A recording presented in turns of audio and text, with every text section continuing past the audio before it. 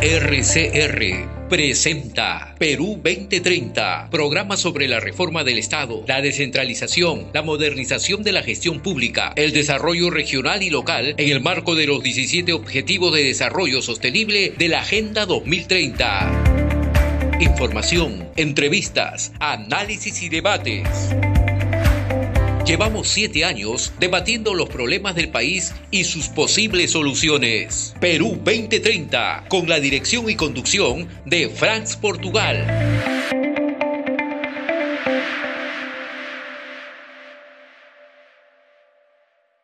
Muy buenos días a nuestros amigos que nos ven y nos escuchan por la red de comunicación de la red de comunicación regional RCR, la red que comunica y une al Perú.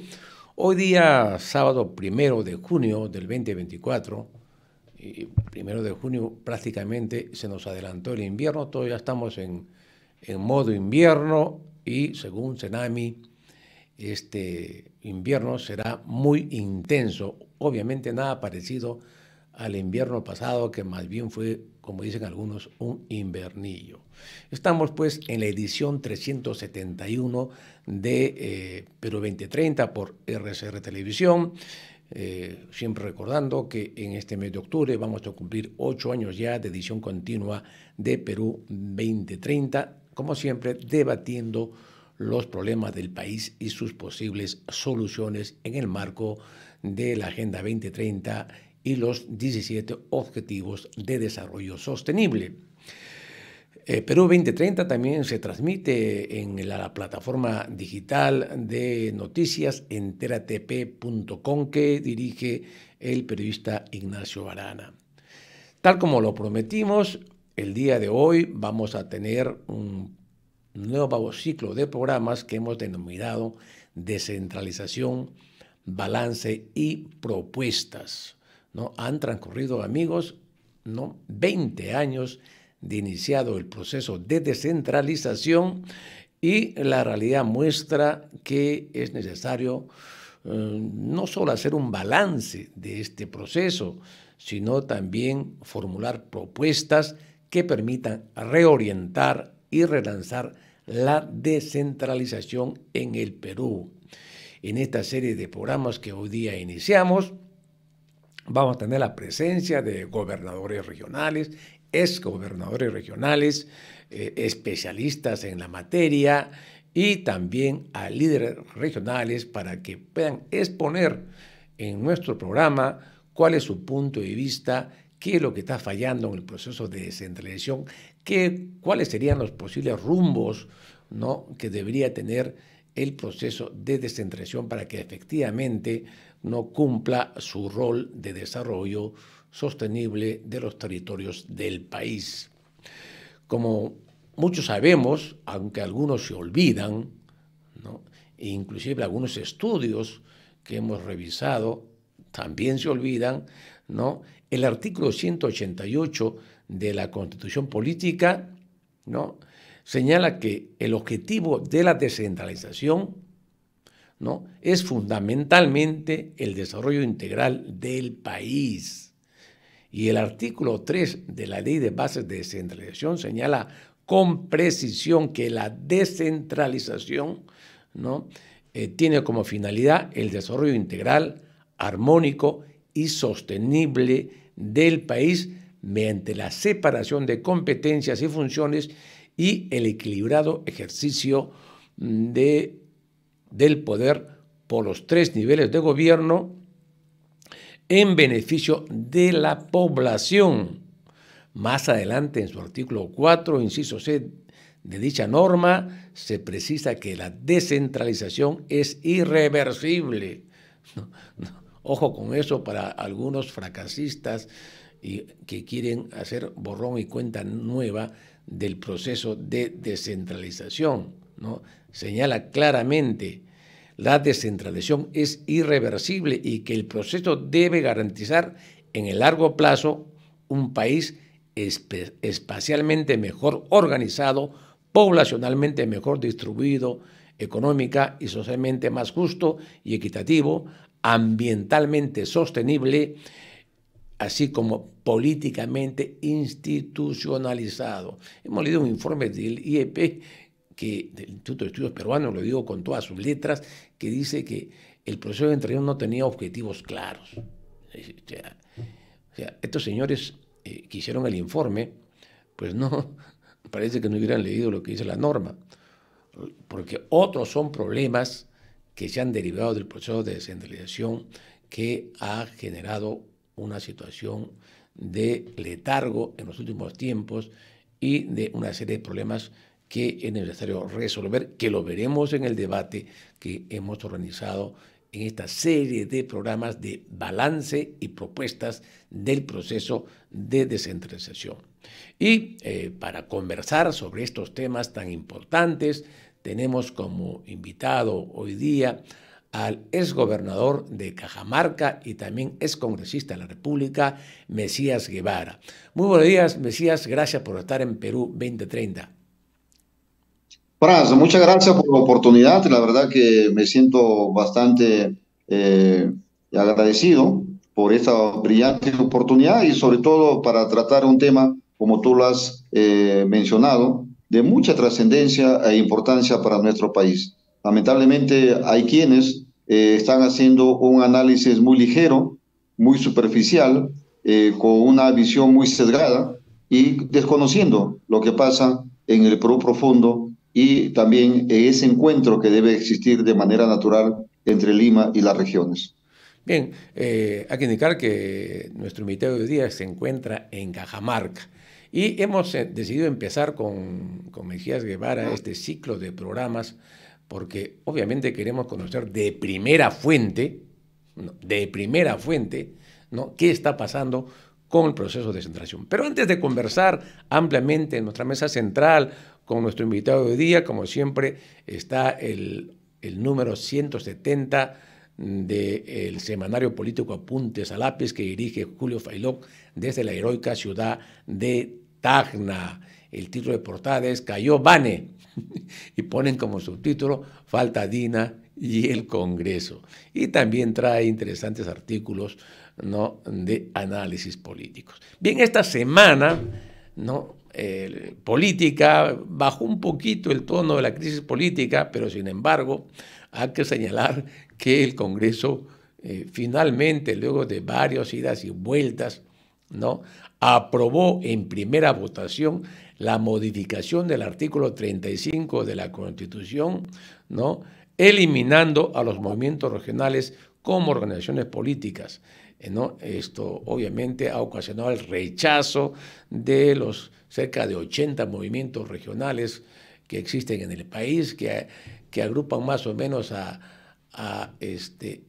medio millón de militantes, ¿no?, de estos movimientos regionales. Esto señalan de un articulito que fue incluido a último momento, ¿no?, porque era una norma que estaba centrada en la reelección de gobernadores y alcaldes.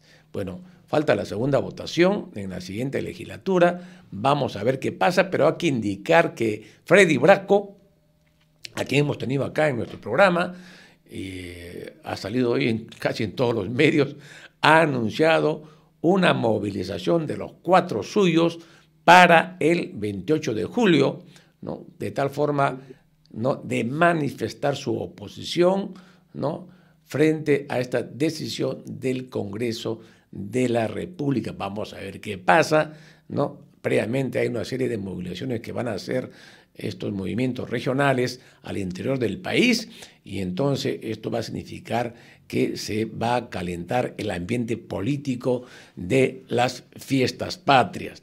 También, por otro lado, el fiscal José Domingo Pérez ha solicitado prisión preventiva contra la lideresa de Fuerza Popular, Keiko Fujimori, por violar las reglas de conducta que estableció el caso Los Cócteles, ¿no? Y seguidamente también la abogada Patricia Benavides presentó un recurso de reconsideración ante el Pleno de la Junta Nacional de Justicia, solicitando que se revise y se revoque la decisión tomada el pasado 22 de mayo de destituirla del cargo como fiscal suprema titular y fiscal de la Nación, ¿no? Bueno, así están las cosas para la exfiscal de la Nación. Dudamos mucho que tenga efecto lo que está planteando, porque los argumentos de la Junta Nacional de Justicia son bastante sólidos. Por otra parte, también la Junta tomó otras medidas, y el caso fue que el fiscal supremo Pablo Sánchez no ha sido pues suspendido por 120 días, ¿no? Hay un problema ahí de una falta grave, ¿no?, que se habría producido al recibir una dieta el fiscal como integrante del Consejo Directivo de la Academia Nacional de la Magistratura, ¿no? Y también en una primera votación el Pleno del Congreso aprobó una interpretación auténtica, ¿no?, de la famosa ley Soto, ¿no?, la ley 31751, ¿no?, a pesar que la Corte Suprema la declaró inconstitucional, ¿no?, en un acuerdo plenario en noviembre del año pasado, ¿no? Se refiere al tema de la prescripción penal por un año nada más, o sea, reducir a solo un año lo que muchos han calificado como una ley de la impunidad, ¿no? Esa pues ha sido la situación política de esta semana. Muy bien, ahora sí vamos con nuestro invitado de hoy día para conversar en nuestra mesa central, ¿no?, descentralización, balance y propuestas.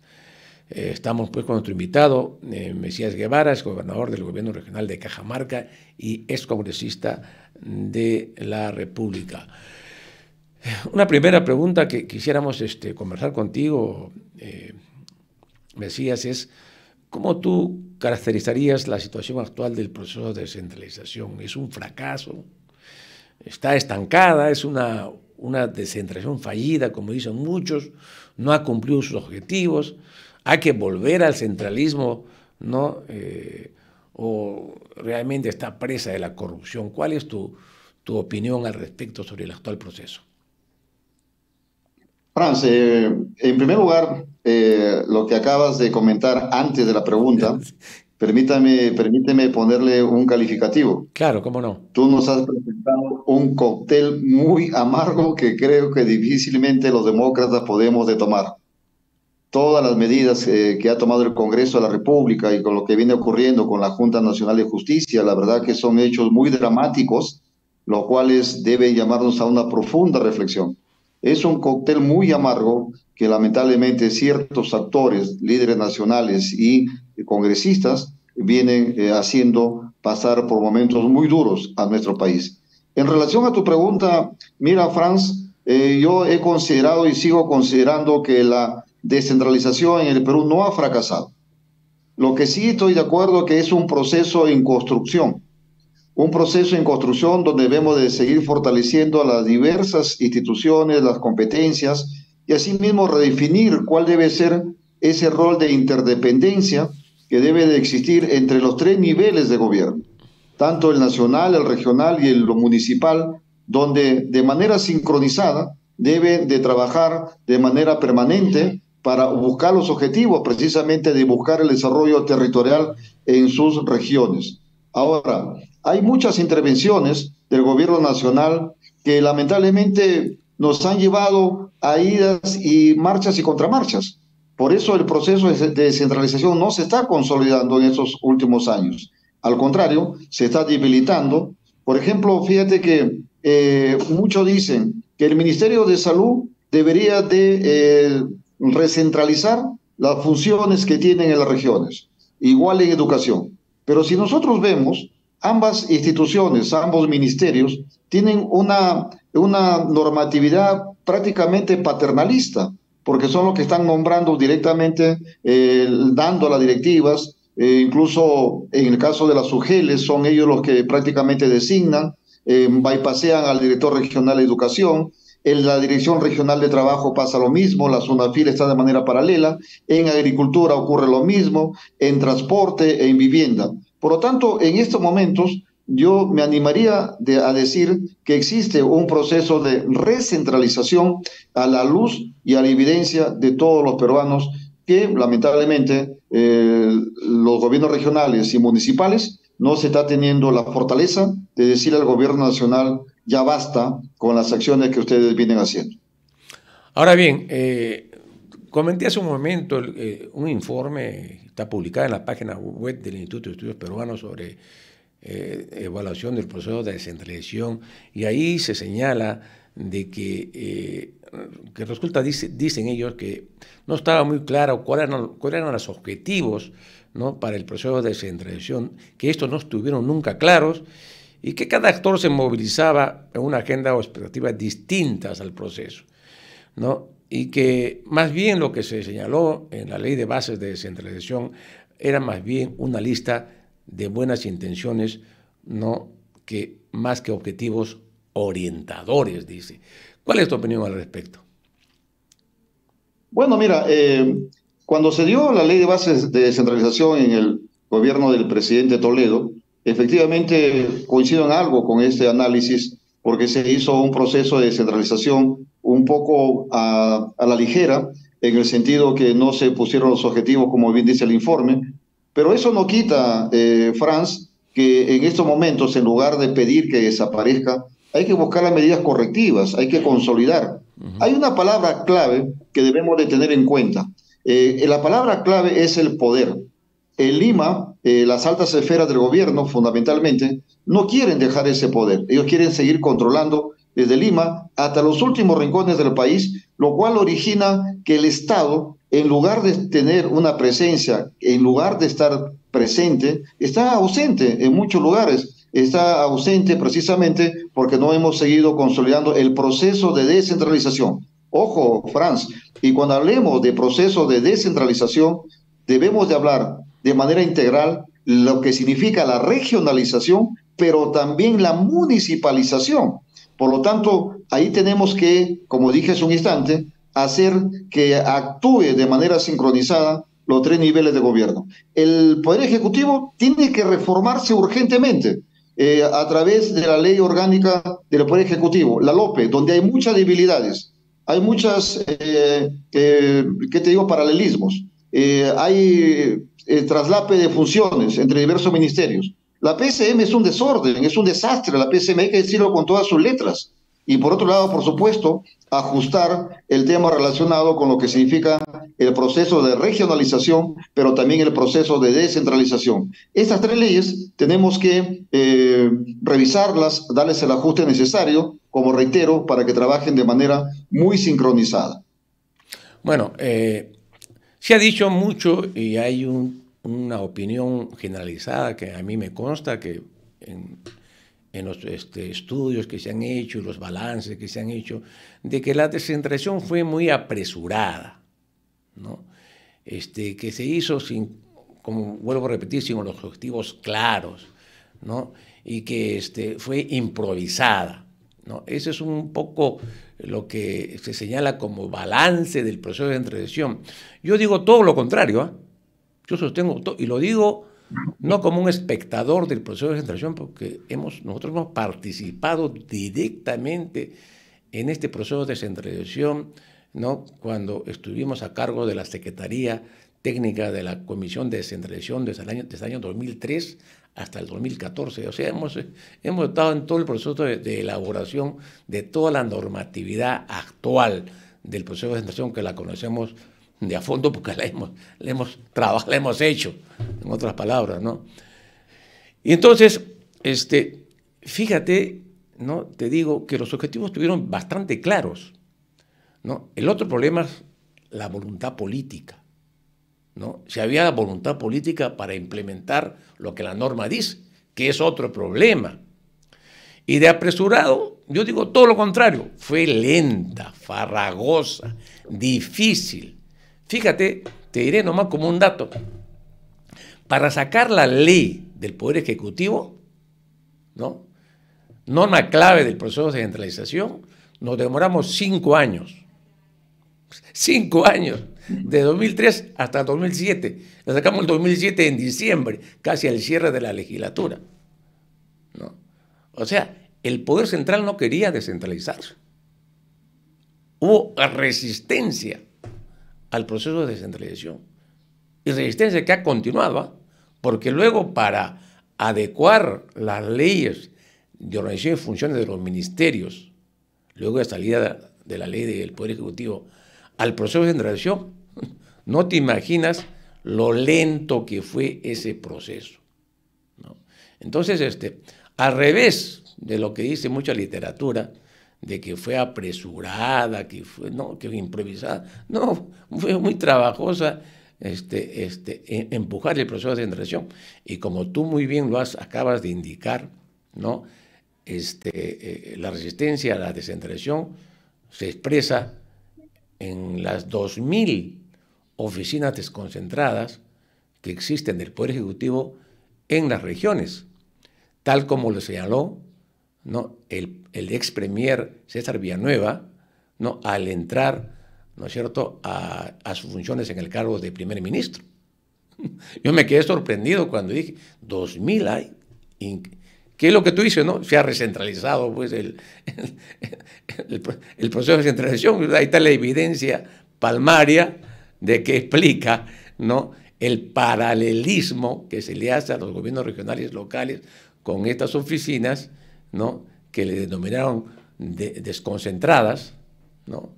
Ese es el nombre que se buscó para justificar la recentralización. Sobre ese tema, ¿qué es lo que ha pasado en tu experiencia en el gobierno regional de Cajamarca? Como te dije hace un instante, el paralelismo es de manera muy significativa y muy elocuente.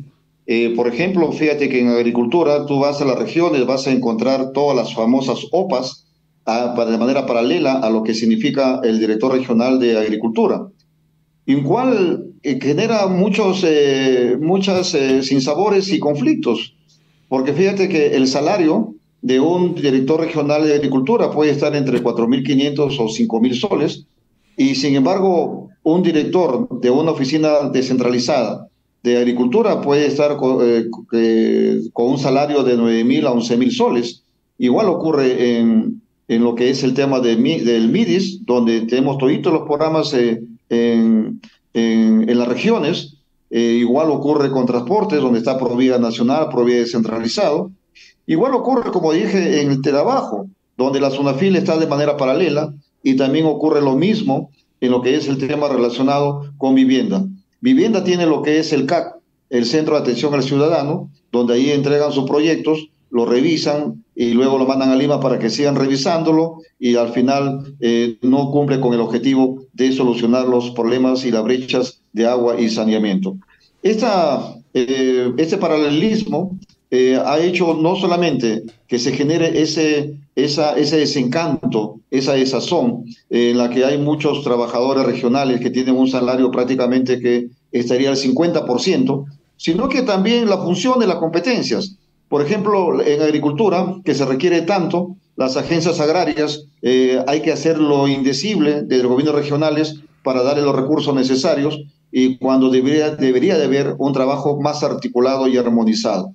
En ese sentido, lo que ha ocurrido y sigue ocurriendo en las regiones es que no se está dotando de los sistemas informáticos adecuados y también del recurso adecuado, precisamente porque mucha gente, dada la existencia de bajos salarios, no están participando activamente como funcionarios en las diversas instancias de los gobiernos regionales. Bueno, has hecho un excelente recuento de las limitaciones que enfrenta el proceso de descentralización en la práctica, en la gestión, ¿no? Sin embargo, hay un tema que es recurrente en toda América Latina respecto a las capacidades estatales, ¿no?, que es un tema que se ha venido debatiendo, ¿no?, como un aspecto importante, ¿no?, para obviamente lograr que haya una gestión eficiente y eficaz, ¿no?, de las instituciones estatales, que tengan capacidades de gobierno, ¿no? Y este tema, ¿no?, también ha sido un tema recurrente a nivel de los gobiernos regionales.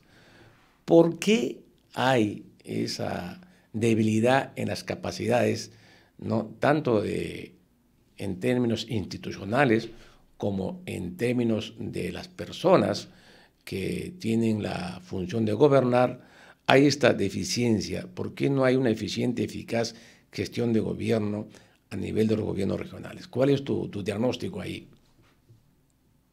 Mira, ahí hay que ver varios temas. En primero, lo que tú acabas de decir, las capacidades profesionales que deben de tener los trabajadores de los servicios públicos.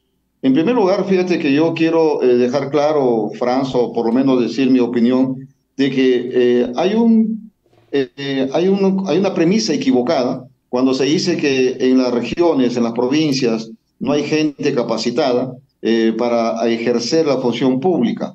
Yo diría que eso hay que desterrarlo, hay que desterrarlo de manera inmediata, porque en las regiones, en las provincias en general, sí hay gente capacitada. Lo que existe es que esa gente capacitada no está en la función pública.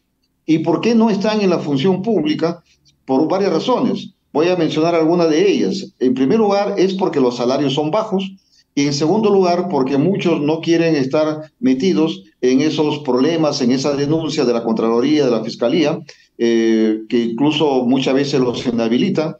Y por otro lado, también hay que ser transparentes de que muchas veces no se está cumpliendo con poner el hombre adecuado en el puesto adecuado, porque muchas veces es mayor la presión de los grupos políticos, tanto nacionales como regionales, que llegan a gobernar las regiones y los municipios, llevan a gente de su confianza, que sin cumplir. Pero por otro lado también, en ese ánimo, hay muchas personalidades, muchos personajes políticos que llegan a esta función pública por elección popular, que también cometen una transgresión. Por ejemplo, el tema de la colocación de servicios, lo cual hacen que crezca la parte burocrática, pero sin tener la gente la capacidad. Pero hay gente profesional, sí hay gente profesional. Por otro lado, también hay que ver que las regiones y los municipios están en función de las leyes nacionales. En estos momentos, lo que ocurre en Lima, en el gobierno nacional, eso se replica también en las regiones y en los municipios. Por ejemplo, fíjate el tema relacionado de la meritocracia, el tema relacionado de la carrera pública. En estos momentos, en el Perú hay meritocracia, no hay. ¿Hay carrera pública? No hay.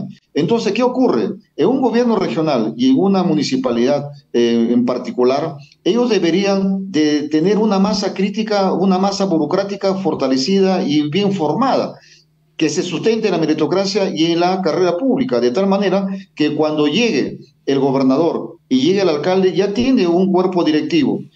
¿Cuál sería la función del alcalde o del gobernador? Llegar, por supuesto, con algunos actores que le puedan ayudar a hacer la gestión. En mi concepto deben ser, en primer lugar, el gerente general, en segundo lugar, el asesor legal y en tercer lugar, los gobernadores tienen asesores FAC. Ellos sí podrían tener ese equipo directivo, pero el resto deberían de ser gente de planta, gente que tenga... ¿Y por qué? Porque son ellos los que van a dar continuidad a los proyectos, a pesar que hoy existe la programación multianual. Es cierto ello, pero sin embargo también es necesario que haya los actores. ¿Por qué? Porque ellos van a ser los responsables tanto de la parte de dar la continuidad, pero además de ello el tema es responsable administrativamente, si pueden ser denunciados también de manera civil y penal, por lo tanto ellos van a estar obligados en hacer una gestión transparente. Fíjate que hay una alta rotación, por ejemplo, en la gerencia de logística. El jefe de logística es altamente rotado y está en función del gobernador o del alcalde. Eso, por ejemplo, deberíamos de cortar a través de servir. Ahora yo estoy muy preocupado, Franz, porque hay una iniciativa legislativa que quiere desaparecer a servir. Fíjate que cuando yo fui gobernador, también bueno que se sepa, yo convoqué a muchos gerentes públicos. Quise tener varios, pero sin embargo el servir no me quiso o no pudo darme más gerentes públicos porque el Ministerio de Economía y Finanzas no le daba los recursos necesarios para que se les pague el salario como está en el convenio de un gerente público. Por lo tanto, otra vez te vuelvo a decir que la dependencia de Lima o de las regiones y provincias hacia el gobierno nacional es muy estrecho, es muy paternalista. Ellos son los que dicen cuántos gerentes públicos vas a tener de manera directa o indirecta, porque ellos son los que van a subvencionar el recurso para que le paguen a un gerente público. Por lo tanto, si no hay escasez de gerentes públicos en las regiones y en los municipios, hay una corresponsabilidad entre el gobernador y el alcalde, que muchas veces no quiere contar con estos funcionarios o estos gerentes, y por otro lado, los que sí quieren contar, el Ministerio de Economía y Finanzas, a través de Servir, le dice, no puedes porque no tiene más recursos. Bien, creo que has tocado ese tema bien importante a los gerentes públicos. Estuvimos acá con Vlado Castañeda, que es el vocero actual de la Asociación Nacional de Gerentes Públicos. O sea, como tú bien dices, gerentes públicos ya existen, ¿no? Y los gerentes públicos ingresan a esa función mediante un proceso que establece Servir. O sea, no cualquiera no es gerente público, no hay una selección y entrenamiento, ¿no?, de estos funcionarios. O sea, la oferta existe, pero las limitaciones, como tú dices, las pone el MEF, lo cual impide contar pues con equipos altamente calificados. Me decías, vamos a hacer una breve pausa de la media hora en Perú 2030 y regresamos para seguir conversando contigo sobre el balance del proceso de descentralización. Regresamos, amigos. De acuerdo, Fran. Ya retornamos con Perú 2030.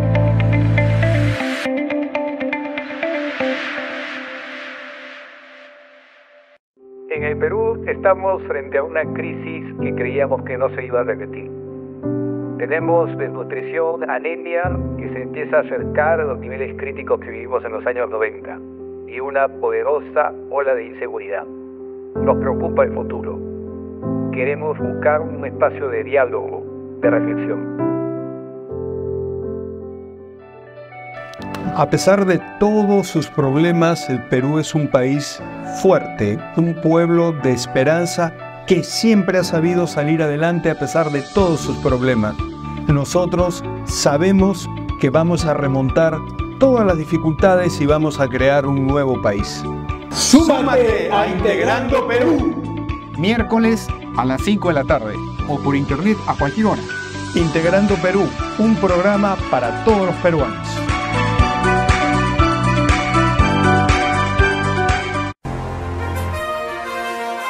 RCR, Red de Comunicación Regional, la red que comunica y une al Perú. Integramos y damos voz a las comunidades más alejadas del Perú. Más de 40 emisoras de radio, 30 estaciones de televisión y nuestras redes sociales se unen a diario con la señal de RCR. Integramos a más de 400 localidades en costa, sierra y selva. RCR, Red de Comunicación Regional, la red que comunica y une al Perú.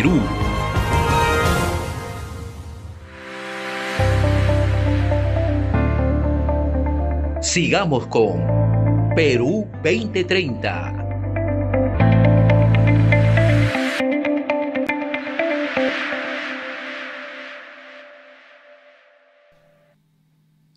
Bien, volvemos nuevamente con Perú 2030. El día de hoy estamos con nuestra mesa central, descentralización, balance y propuestas, y nuestro invitado de hoy es Mesías Guevara, es gobernador regional de Cajamarca y es congresista de la República.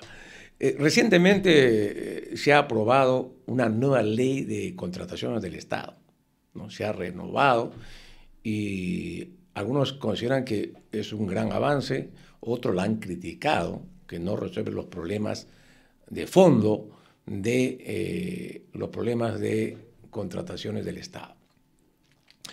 En tu experiencia que has tenido a nivel del gobierno regional, ¿qué está pasando? ¿Por qué la inversión en regional, en obras, no marcha con la velocidad, ¿no?, y las necesidades que la población exige? Hay muchas obras paralizadas, ¿no?, obras que no terminan de ejecutarse o que demoran largo tiempo fuera de los plazos que están establecidos. Es un problema que tiene que ver con la capacidad del gobierno regional, que está, del área que está a cargo de tanto de los concursos públicos como también de la ejecución de las obras, o hay otro tipo de problemas que limitan, impiden de que haya una eficiente y eficaz función en la ejecución de obras públicas. ¿Cuál es tu balance ahí? ¿Y qué propones, por supuesto? Creo que tocar, meter el diente a la ley de contrataciones es una necesidad pública. Ahora lo que habría que ver es cuáles son las iniciativas, las modificaciones que se le han hecho. Yo la verdad no me he metido mucho al tema, pero sí considero que incluso deberíamos de hablar también no solo de la ley de contrataciones, sino también de lo que es el Sistema Nacional de Abastecimiento, porque en el Sistema Nacional de Abastecimiento vamos a encontrar a diversos actores, como el caso de la OCE, el OCE, el órgano de control de compra del Estado, supervisor, y también Perú Compras. Por lo tanto, ahí tendríamos que ver cómo se han hecho esas modificaciones. Ahora, en estos momentos, tal como están las cosas en nuestro país, yo encuentro una necesidad urgente que tenemos que reestructurar OCE. La OCE, el OCE en estos momentos está siendo sobrepasada su capacidad operativa. A nivel nacional hay miles de procesos de adjudicación. Incluso hay procesos de adjudicación por menor cuantía, donde ahí incluso, como dije hace un instante, están los locadores de servicio.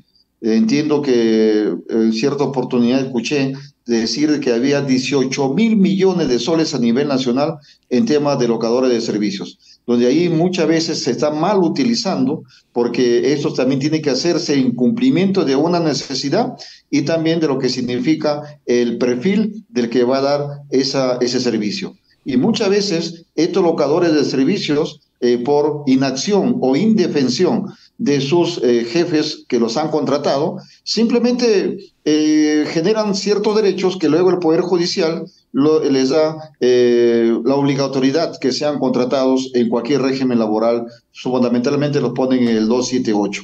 Por lo tanto, ahí tenemos que ver que el OCE tiene que actuar de manera más firme. La parte operativa no está siendo eficiente y eficaz, por ejemplo, para recibir las denuncias, tanto anónimas como, públicas. De oficio no está interviniendo como debe intervenir. Hay procesos en los que se han caído, donde han advertido 3 falencias, por ejemplo, y sin embargo la unidad ejecutora lanza ese proceso sin haber corregido esas 3 observaciones que fue, anulado ese proceso o dejado sin efecto ese proceso de selección.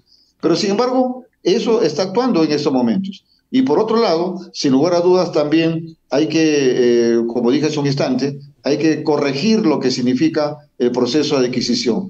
Las menores cuantías no se están corrigiendo, no se están supervisando de manera adecuada. Ahí hay un drenaje de recursos públicos que actualmente se vienen dando a nivel nacional. Ahora, yo creo que lo primero que tiene que hacerse es, sabemos que OCE certifica a ciertos funcionarios para que puedan trabajar en el tema logístico, pero sin embargo también debemos de observar y ponerle los reflectores al tribunal de la OCE, donde es ahí donde se van a ver los temas de conflictividad que existe entre los diversos postores.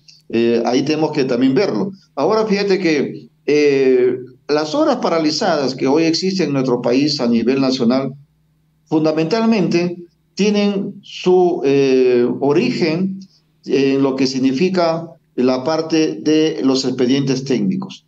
Los expedientes técnicos muchas veces han sido mal elaborados. Incluso ahí, por ejemplo, la Contraloría General de la República no está entrando a lo que es la supervisión y fiscalización de los estudios de preinversión. Tú sabes que primero está el perfil, que es preinversión, luego ya viene la inversión misma, que es la elaboración del expediente técnico, y la ejecución de la obra en sí misma. La Contraloría, en su control concurrente, solamente está entrando desde lo que es el tema relacionado desde la elaboración del expediente, pero no en el perfil. Y es en el perfil donde nosotros tenemos que también ponerle todos los reflectores, porque ahí se está malgastando el dinero, ahí se está no haciendo los proyectos, los perfiles de manera adecuada que respondan a solucionar un problema o cerrar una brecha.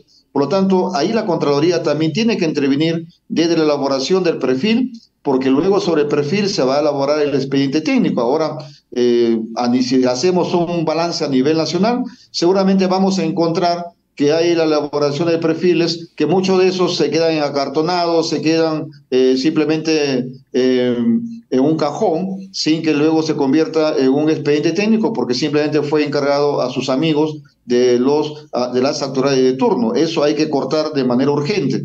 Y ahora, es bueno que también se sepa que en los procesos públicos, tanto de la elaboración del expediente, del perfil, como la ejecución de la obra, hay corresponsabilidad entre el sector público y el sector privado, porque los gobernadores y los alcaldes son los que traen los recursos a las regiones, pero luego a través de la dirección de logística se convoca a un concurso para la elaboración de los perfiles y también de los expedientes y de la ejecución de la obra. ¿Eso quién recae? Recae en la empresa privada. Entonces, hay una corresponsabilidad entre la empresa privada con el sector público. Por eso yo nunca voy a aceptar que solamente digan, no, que solamente los funcionarios públicos son los corruptos, son los incapaces, pero también hay una corresponsabilidad de la empresa privada, porque muchos de ellos, mi querido Franz, si hacemos un seguimiento exhaustivo, vamos a encontrar que muchas veces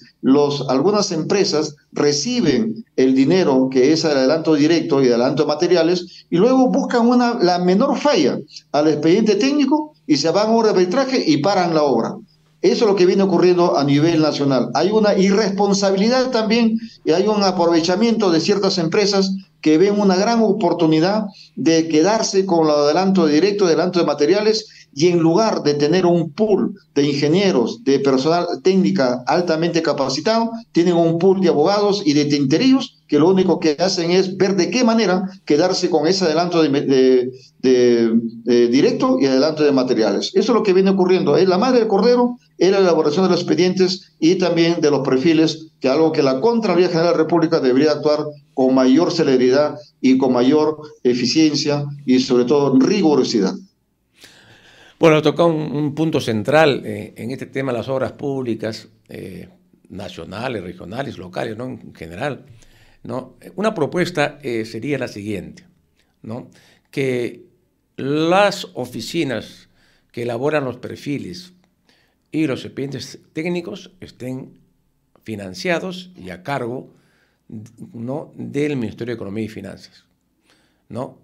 De tal forma de que ya no estén a cargo de los gobiernos regionales ni locales, ¿no?, que muchas veces no tienen la capacidad económica para contratar profesionales de alto nivel en esa materia y muchas veces los expedientes no están bien elaborados o son mal elaborados, ¿no? Y que luego son observados, obviamente, por el MEF, ¿no? Entonces, pero si esa tarea la hace el MEF y que cada gobierno regional o local va a la oficina, hágame mi expediente sobre tal obra, el perfil y el expediente técnico, ¿no? Y de esa manera ya no podrán ser observados porque lo hace el mismo MEF, ¿no?, con sus técnicos, ¿no? Así que de esa manera desaparecemos las observaciones, ¿no? Y habría, se supone, ¿no?, expedientes y perfiles de muy buena calidad, ¿no? Entonces, esa sería, ¿no te parece una primera medida que habría que tomar? ¿Por qué tendrían que estar haciendo un municipio que no tiene para pagarle muy bien a sus directores municipales? Va a tener una oficina, pues, técnica de alto nivel. No tiene, pues, no tiene. Y le encarga consultoras que hacen copy-paste, ¿no? Y ya tiene el expediente. Pero este es un chiste, un engaña, muchachos. Yendo en línea con lo que tú estás manifestando, yo te diría de que ese enfoque que tú lo estás haciendo es para aquellos distritos muy pequeñitos, donde reciben apenas un fondo común de, ¿qué te digo?, de 50.000 soles al año o 100.000 soles al año, y con un expediente para hacer, por ejemplo, una obra de saneamiento te cuesta mínimo 400.000, 500.000 soles, nunca van a poder gastar.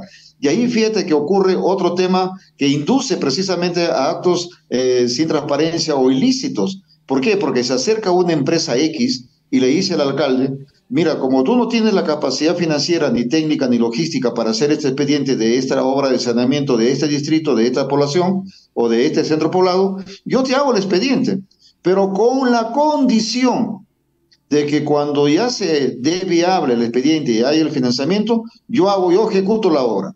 Entonces, ese círculo vicioso debemos de cortarlo. Pero fíjate que no necesariamente a través del Ministerio de Economía y Finanzas, porque ellos en realidad no dicen si un proyecto va o no va, a pesar que existe lo que es el Comité de Inversiones. Lo que ahí nosotros creo, eso debería, en el caso de agua y saneamiento, debería hacerlo el Ministerio de Vivienda, formar, establecer un equipo, un pool, precisamente para elaborar los expedientes de aquellos distritos que no tienen esa capacidad operativa, financiera ni logística. Ahora, pero también debemos ir apuntando, mi estimado Franz, a crear el Ministerio de la Infraestructura. Y de ahí debemos de poner, por ejemplo, a PRONIS, debemos poner a PRONIET, a Provías Nacional y Descentralizado, que sean este ministerio el que se dedique a ejecutar la obra pública a nivel nacional y a nivel de gran envergadura. Con este ministerio de la infraestructura podríamos tener los proyectos medios altos a nivel nacional y no tenerlo. Por ejemplo, mira, PRONIS. Si tú vas a PRONIS, vas a ver la cantidad de proyectos que tienen estancados. Aquí en mi región de Cajamarca, por ejemplo, está la ramada que queda allá en Cutervo, que está años ahí paralizada esa obra a cargo del Ministerio de Salud. Está la obra, o hay un expediente y un perfil de la municipalidad de San Miguel, que es una provincia muy pujante, y asimismo de Yauyucán. Hace tiempo que no se resuelve ese perfil, ese expediente. Y por otro lado, también recientemente, hace 2 meses creo, en Mamamarca se está construyendo el hospital de contingencia, pero el PRONI le ha resuelto el contrato a esta empresa que ha estado ejecutando. Y hasta ahora no hay luces cuándo se va a terminar ese hospital de contingencia, incluso haciendo que en este momento los vecinos, ciudadanos de esta ciudad muy importante de nuestra región, simplemente esté atendido en un campamento. Por lo tanto, ¿eso quién es? Es el PRONIS. Por eso debemos irnos a crear el Ministerio de la Infraestructura, porque el Ministerio de Salud no tiene tampoco esa capacidad operativa para construir y hacer hospitales. En el caso de educación, PRONIET tampoco. Ahí se ha convertido prácticamente en un gran peaje de la inversión pública. Por el lado de educación, PRONIET, y por el lado de lo que es el tema relacionado de salud, tienes a PRONIS, y en el Ministerio de Transportes tienes tanto a Provía Descentralizado y a Provía Nacional. Por lo tanto, esa gran reforma, por eso te decía hace un momento, mi estimado Franz, que también debemos de meter el diente a la LOPE, que es la Ley Orgánica del Poder Ejecutivo, y no solo mirar al proceso de las regiones y al proceso de los municipios, porque en los 3 niveles de gobierno se necesita hacer ajustes urgentes, yo diría radicales y espectaculares. Claro, hay que señalar también, Mesías, de que hoy en día, ¿no?, la especialización en materia de construcción, de expedientes técnicos, etcétera, etcétera, ¿no?, se ha modernizado totalmente. La tecnología ha entrado ahí, ¿no? Ya todo está ahora, ya hay programas especializados en esa materia. Tú metes la información y por el otro lado te sale ya el proyecto armado, con todo lo necesario y bien hecho, ¿no? Ya no estamos en la época de la carreta donde tú te vas con tu computadora a armar tu expediente, vas a hacer tu estudio. Ya toda esa información ya existe, ¿no? Ya sabemos cómo se hace una carretera, cómo se necesita, cuánto cuesta 1 metro cuadrado, ya toda esa información existe, ¿no? O sea, simplemente ahora nuevas están las BIM, las oficinas estas especializadas en elaboración y gestión de proyectos, pues, o sea, vamos a pedirle a un gobierno regional, a un municipio que tenga una oficina de esa naturaleza. No, y que esto lo financia el gobierno central, ponga 25 oficinas, ¿no es cierto?, una en cada departamento, y se encargue de toda esa vaina técnica, operativa y de seguimiento, porque ahora para el seguimiento de la ejecución de obra ya eso está también automatizado, ¿ah? Ya no va el ingeniero con su papelito a ver qué cosa hay, cómo fue la obra, cuánto la va. Eso debe. Y ahora la tecnología existe que tú puedes saber en línea, ¿no? Y el MEP podría tener en línea, y un gobernador regional puede estar en línea la información de qué está pasando con una obra en cualquier distrito o provincia de su territorio. O sea que si seguimos pues en la época de la carreta, mi estimado Mesías, pues vamos a seguir en la misma, ¿no?, dando vueltas y teniendo graves problemas con la infraestructura en el país. Quizá, como tú dices, la medida de un ministerio de infraestructura sería una buena idea para, por fin, ¿no?, resolver estos problemas que tenemos en la construcción de la obra pública. Otro tema, mi estimado Mesías, es el tema de las relaciones intergubernamentales, ¿no? Tú sabes que hay esas relaciones entre los niveles de gobiernos y llamamos intergubernamentales, que son las verticales, y hay las horizontales, que son las relaciones intersectoriales, que es uno de los graves problemas que tenemos en la gestión pública. De otra manera, pues el ministro de Agricultura no se reúne con la Dirección de Agricultura de Cajamarca para ver cuáles son los problemas que hay que ir trabajando y coordinando para implementar la política nacional de agricultura, la política nacional de agricultura. No se reúne, cree que desde Lima, ¿no?, sentado en su sillón, ¿no?, en su ministerio, puede manejar el país. Eso es algo imposible, ¿no? Y también ocurre de que el gobernador regional tampoco se reúne con sus alcaldes provinciales, no coordina ni presupuesto, ni inversión, ni nada, ¿no es cierto? Y ocurre lo mismo con el alcalde provincial, que tampoco se reúne con sus alcaldes distritales de su territorio. Entonces, una cadena, ¿no es cierto?, que juega en contra de la gestión pública. ¿Tú te reunías con tus alcaldes provinciales, Mesías, en tu región para ver obras, proyectos, planes de desarrollo? Mira, te voy a contar una anécdota. Cuando yo era gobernador, los alcaldes de mi partido y no de mi partido se enteraban de que yo me iba a Lima a hacer alguna gestión en algún ministerio, y me iban con ellos. Incluso llegábamos a veces a la oficina, por ejemplo, de vivienda, mi persona con 10 alcaldes provinciales y distritales. Es decir, que yo siempre he tenido la filosofía que lo que a mí que me interesa y siempre me va a interesar es que la obra pública se haga, y no interesa quién lo hace, si el gobierno nacional, el regional, el municipal o el distrital, pero lo cierto es que sí se hace. Una vez recuerdo que hicimos una tanta incidencia en Lima a través de mi persona, que una vez, fíjate que sacaron un decreto supremo por 1.500 millones de soles para vivienda, de los cuales trajimos aquí a nuestra región cerca de 490 millones de soles, en la que nosotros tuvimos una obra para Cutervo como gobierno regional, pero sin embargo todito, por ejemplo, Baño del Inca se favoreció con 130 millones aproximadamente aquí en Cajamarca, y así en todos los distritos. Por eso creo yo que por actuar como he actuado, y eso lo hice también cuando era congresista, de manera transparente, nunca diferencié entre el color de partido político, sino que se haga la obra pública a favor de mis ciudadanos. Y entendiendo, también actuó de esa manera también, y actuaba como gobernador, entendiendo que hay una cadena de valor que hay que fortalecer, porque lo que hace el distrito le favorece en los indicadores sociales, económicos, al provincial. Y lo que hace el provincial le va a favorecer a la región. Y lo que hace la región le va a favorecer al gobierno nacional. Esa cadena, que debe ser una cadena de valor y un círculo virtuoso, lamentablemente no se está dando. Y es por eso que hay ciertos gobernadores y ciertos alcaldes provinciales que dicen, no, ese no es mi partido político, no lo recibas, no le apoyes. Y en mi caso, no. Pero sin embargo, esa era mi persona, o es mi persona. Pero sin embargo, considero, como tú bien dices, hay que consolidar a través de una política pública que se cumpla lo que es el tema de esa coordinación intergubernamental. Se ha hecho a través de salud, siempre hay sus CCIs de salud, de educación, pero no es muy consolidado. Como tú conoces muy bien, por ejemplo, en la PCM existe lo que es la Secretaría de Descentralización, en el Congreso existe la Comisión de Descentralización, lo cual, sin lugar a dudas, nosotros tenemos que seguir consolidando, pero hacer lo que sea vinculante y que tenga un desarrollo de enfoque eminentemente territorial.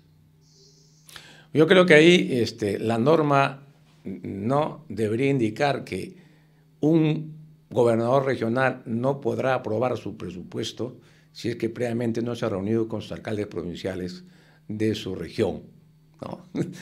Crear mecanismos para obligar, porque tú eres un caso excepcional, Mesías Guevara, pero eso no ocurre, ¿no es cierto?, en los otros gobiernos regionales, ¿no?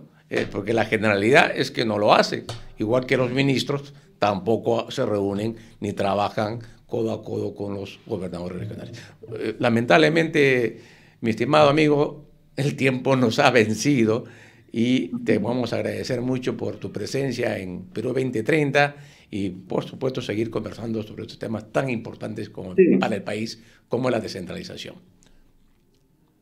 Franz, antes que termine el tiempo, que agradecerte, reiterarte y felicitarte a la vez por tocar este tipo de temas, porque te voy a ser sincero, cada vez que tengo la oportunidad que me entreviste a un medio nacional o regional, siempre me entrevistan por temas coyunturales, por temas políticos del día a día, pero no este tipo de temas, y por eso es que yo, tanto a ti como al medio RCR, les felicito porque eso significa hacer educación cívica, hacer ciudadanía.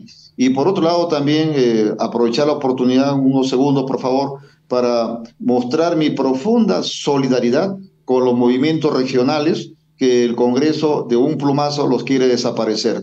Ya se aprobaron la primera votación, la segunda votación no se ha dado. Nosotros, desde el Partido Morado, hemos sacado un pronunciamiento. Creo que somos el único partido que hemos mostrado nuestro rechazo, nuestra disconformidad por esta actitud antidemocrática, que lo único que está haciendo el Congreso no solamente es dejarnos sin líderes nacionales, porque a todo aquel que aparezca lo meten en algún proceso judicial o de alguna inhabilitación a través de la subcomisión de acusaciones constitucionales, pero también hoy quieren dejarnos sin líderes regionales.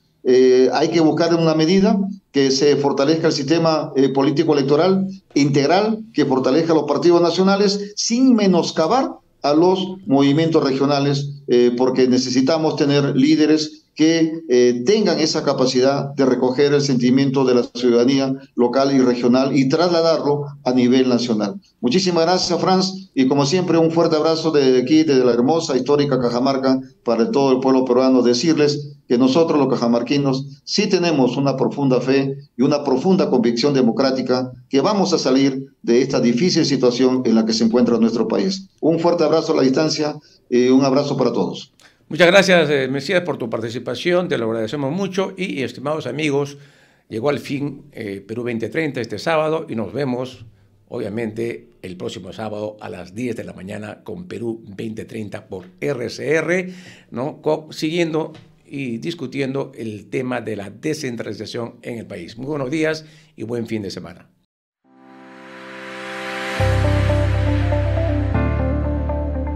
RCR presentó Perú 2030. Retornamos en nuestra próxima edición con más información, entrevistas, análisis y debates sobre los problemas del país y sus posibles soluciones. Perú 2030.